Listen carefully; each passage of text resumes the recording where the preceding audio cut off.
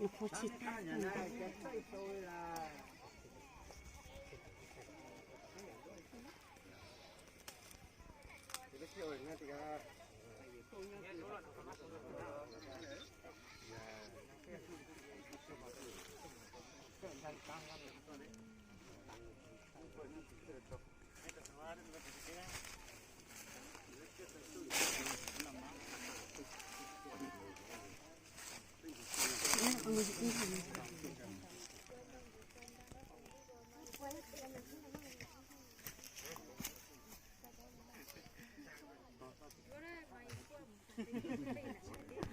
Có tụi đang chặt rồi đó.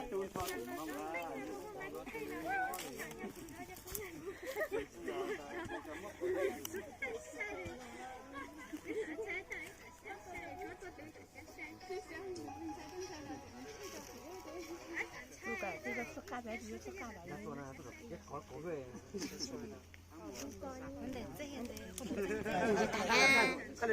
过个你这样。 chúng ta rồi là chúng ta thành ta là Chứ có hơi sập bán lấy hả bạn? thì chúng ta rất là ở vật phải chế số một cái tăng giờ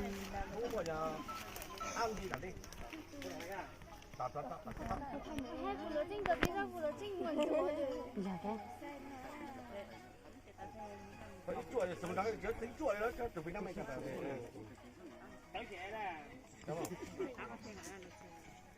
Quán cổ chút chút cho nên mà.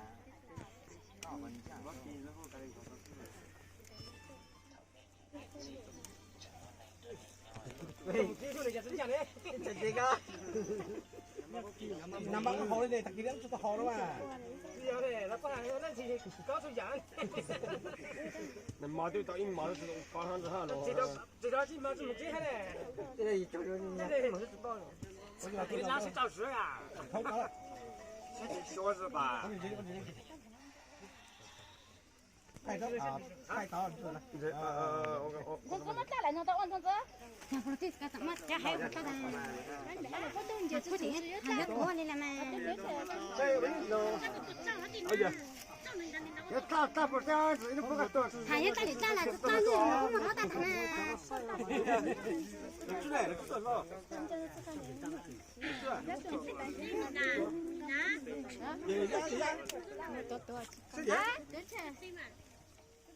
Mày chỉ cho tôi đây. Cho bữa đi chuột tăng để chuột chạy nó chẳng là.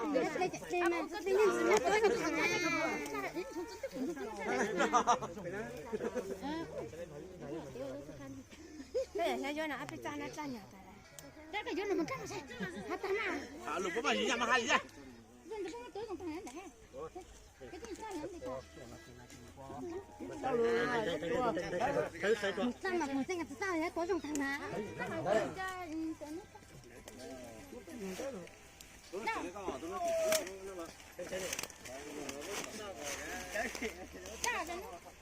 Nó xong rồi đấy ha.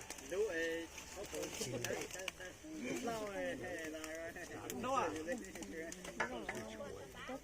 Đâu này nè cua.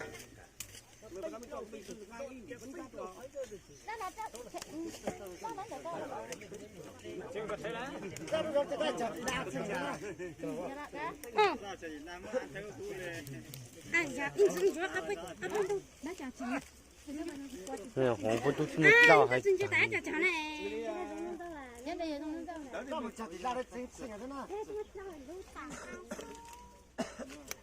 哎，不，单纯只打到跳出来啊，那得吃了吗？少听到哪里？ Cái tảo á. Cái nó cứ tụi nó cái này như nó Cái nó chẳng cái này sao? Sư phụ bị co. Anh này có cái này nó này. Tapi mà đây. Chút chặt à. Quá bị tao à. Chặt chút cái照到了，全打啊！mày ra mà hỏi là mày ra không được tao mà ra tao mà chỉ cái một cái真的干什么嘛？Đừng có đéo khác à. Gì đây? Giờ. 照着吧，你到了吧？你到了啥？可能是自己是弄的。看这个咋的了？就说你要不然不干什么？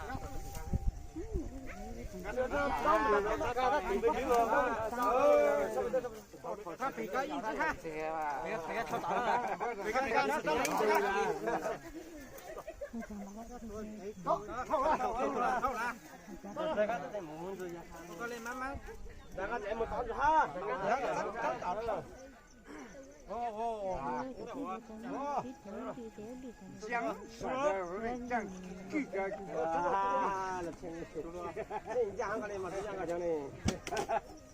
自己人找不来那个这瓜个呀，找别人了，别呀。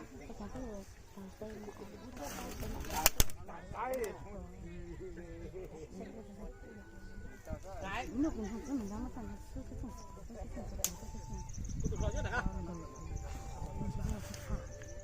种，chỉ đủ nhiều tu nó thật là con này, đủ bao mà đủ, cái chụp phim bị tí nè, bảo à, bảo cái à, mang cái tàu này,净说吧你，是啊，做得就到干嘛嘛，做这啊，招呼啊，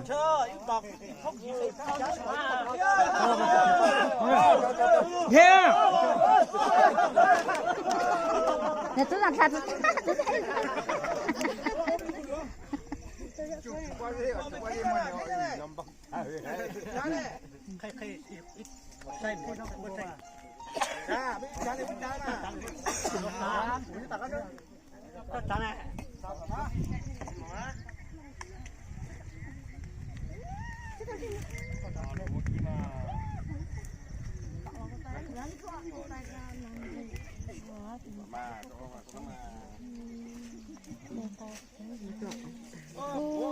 你那个是晒它。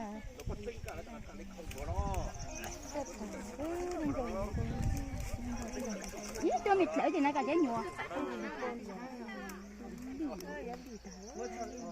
你先晒就晒哦，晒，得看。这在，还没看这在，干什么？有人走。你来这用个啥？你这是。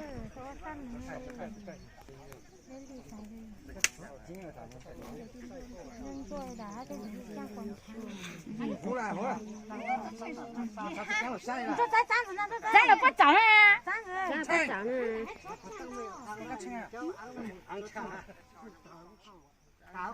还弄弄种还那么不怎么这样子了？那不都我在吵了？我打杀打，全都走吹茶。我真叫我叫班长叫他走到少，我怕走我就说我叫班。你看在，我怕班走，在这班上跟我叫他班走是哪个？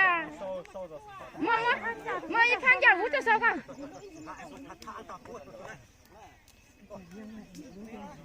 因为混东西在了，这才叫真多。这你东西人家到的。